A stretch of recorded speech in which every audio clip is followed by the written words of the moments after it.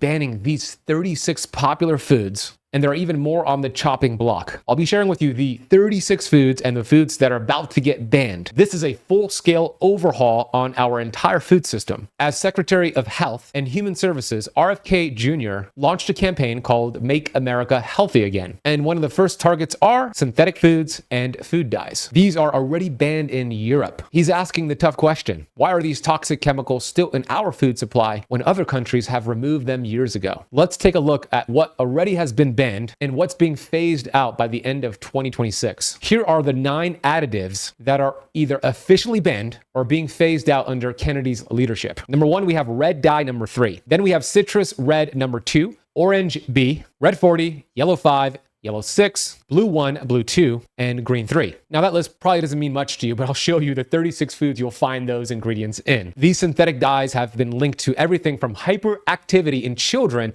to potential carcinogenic effects, which is cancer-causing effects. And they're hiding in foods you see every single day. So which everyday foods that you're probably consuming contain these banned dyes? Here's a list of the most common offenders. Let's start with red 3 and red 40. You're gonna find this in Skittles, Lucky Charms, Pop-Tarts, which are the strawberry and the cherry variety, fruit roll-ups, red Gatorade, Jell-O, and maraschino cherries. Then we have yellow 5 and yellow 6, which you'll find in the following foods: Cheetos, Doritos, Kraft mac and cheese, Mountain Dew, Fruit Loops, Twinkies, and instant ramen seasoning. Then we have blue 1 and blue 2, which you'll find in the following foods: Gatorade Frost, blue M&Ms, Kool-Aid, Ice Pops, and Ring Pops. Then we have green 3, which you'll find in mint gum, lime jello, green popsicles, frosted cookies, and cupcakes. Then we have citrus red number 2, which you'll find in Florida oranges, the dyed peel. Then we have orange B, which you'll find in hot dog casings. Now, these aren't just obscure products. These are found in kids' lunchboxes, gas station shelves, and school cafeterias. That's why RFK is saying enough is enough. Now, let's talk about what's going to be banned next. These ingredients are currently under review or marked for future bans. We have titanium dioxide, which you're going to find in skim milk, chewing gum, especially from Trident, frosted donuts, coffee creamers, and store-bought salad dressings. Then we have brominated vegetable oil, BVO, on the chopping block, found in Mountain Dew, Fanta Citrus, older Gatorade formulas, and Citrus Fresca. Then we have potassium bromate, found in store-bought breads and buns, frozen pizza dough, and commercial bagels. Next, we have propylene paraben, found in packaged tortillas, low-fat snack cakes, cake frostings, and shelf-stable desserts. Then we have glyphosate, which is also called Roundup, found on wheat products, oats, soy, and corn. Even a lot of coffee contains Roundup. RFK wants it banned due to cancer risk. Next, we have high fructose corn syrup. Now, before I list those foods, I talk a lot about high fructose corn syrup in chapter 4 of my brand new book, Metabolic Freedom, where I discuss processed foods. High fructose corn syrup is mitochondrial poison. Your mitochondria are these energy batteries within your cells that help you produce energy, which helps you have energy, and they help you burn fat. As a matter of fact, so many diseases are linked to poor mitochondrial health. I could list them all for you. I'll list a few right now: ADD, ADHD, cancer, heart disease, diabetes. We also have autoimmune conditions, thyroid conditions. It's linked to poor mitochondrial health. When you consume high fructose corn syrup, it poisons your mitochondria, and it leads to fatty liver disease. There's an epidemic of non-alcoholic fatty liver disease, not only in adults, but unfortunately also in children. 90% of high fructose corn syrup is processed by your liver. And when you overload it with high fructose corn syrup, this very important fat-burning detoxification organ, the liver, can't burn fat, can't detoxify, leaving you feeling inflamed, causing weight gain and weight loss resistance, and a buildup of toxins. So here's where you're going to find high fructose corn syrup: soda, barbecue sauce, ketchup, candy bars, and snack cakes. Then we have my favorite category to talk about, and I hope this definitely gets banned, and that's going to be seed oils, also called vegetable oils. In chapter 4 of Metabolic Freedom, I talk about seed oils and how they are also mitochondrial poison. They create something called oxidative stress. I want you to think about this. If you bit into an apple and you left your apple on your kitchen counter for hours, you came back and looked at that apple, what are you going to see? The part where you bit is going to turn brown. You probably see this when avocados go bad, bananas go bad.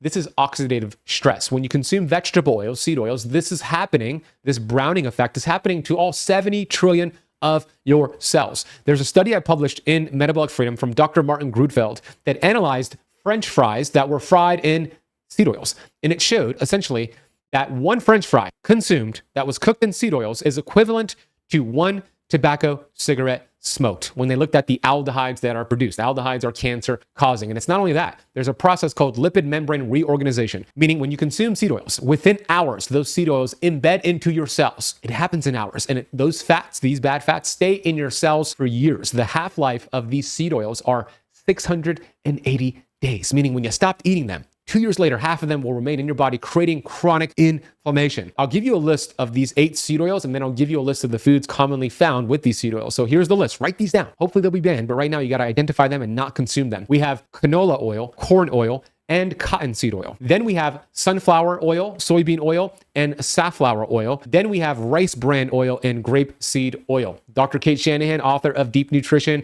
and Dark Calories, calls these the hateful 8. You're going to find them in packaged foods. They're actually in 80% of our food supply. This is nuts, but the American Heart Association puts their stamp of approval on these seed oils. You're going to find them in chips, crackers, salad dressings, and of course, anything fried in restaurants will contain them. So hopefully they get banned. But in the meantime, what I do when I go to restaurants is I tell the server I'm allergic to seed oils. I actually use my seed oil allergy card where it says, "Dear chef, I have food allergies to the following oils." And it lists those oils I just stated, the grapeseed, the canola, the soybean. Can you use the following alternatives that are safe? That's going to be avocado oil, olive oil, butter, ghee, coconut oil. Even lard and duck fat are safer options. And you can get this seed oil allergy card for free by going to seedoilcard.com or clicking the link in the notes down below. Then we have ultra-processed foods called UPFs. Kennedy says these ultra-processed foods are a form of genocide, especially in Native American communities. He wants to ban them from government programs and school lunches. Now, I know, as soon as I brought up RFK and MAHA, many of you watching and listening have been turned off. You probably are not even watching or listening anymore because everything is political and polarized these days. It is unfortunate, and there's a lot of pushback, but this matters. We live in a country, the United States, which is the wealthiest country in the entire world. Yet, we rank 37 in the world in terms of health. There are third world countries that are doing better than us. In the US alone, and I talk about this in Metabolic Freedom, we spend $4.6 trillion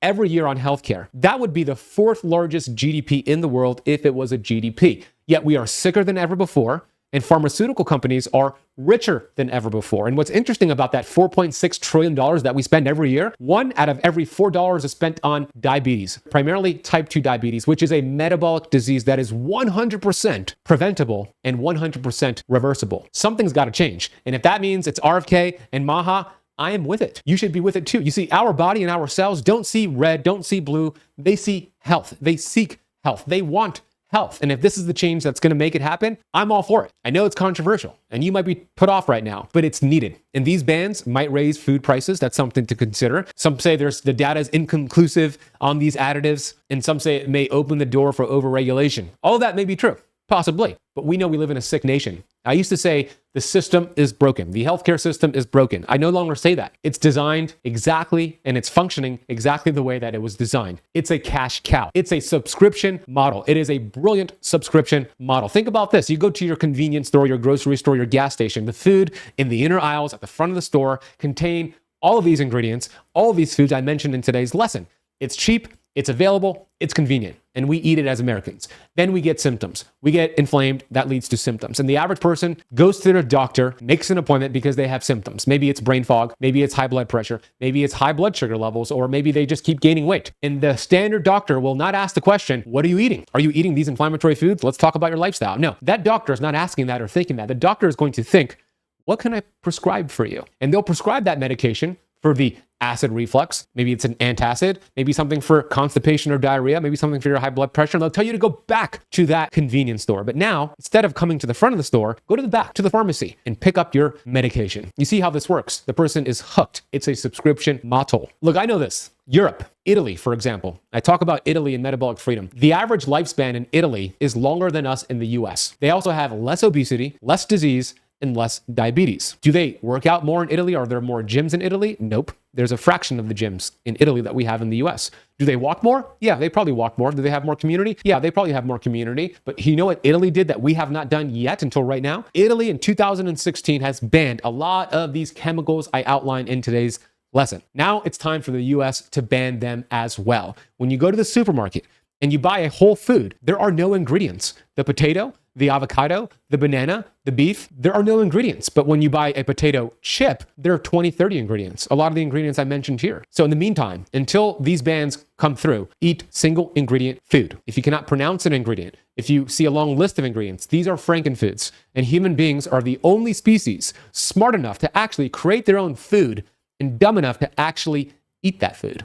These are food-like substances. These are frankenfoods. This is the biggest, boldest food policy shift that we've seen in my lifetime, and I think it's just the beginning. Whether you agree with RFK Jr. or not, there's no denying this. What we eat affects how we feel, how we age, and how long we live. So before I get to your questions, I want to know where your thoughts are for those watching on YouTube. Where do you stand here? Are you for this movement? Do you hate it? Do you hate Trump? Do you hate RFK? Share your thoughts. And before I get to the questions, I want to share that my book, Metabolic Freedom, just came out. If you want to learn more about metabolic health, fat loss, how to shop the healthiest foods for your metabolism, and the worst foods, go get the book.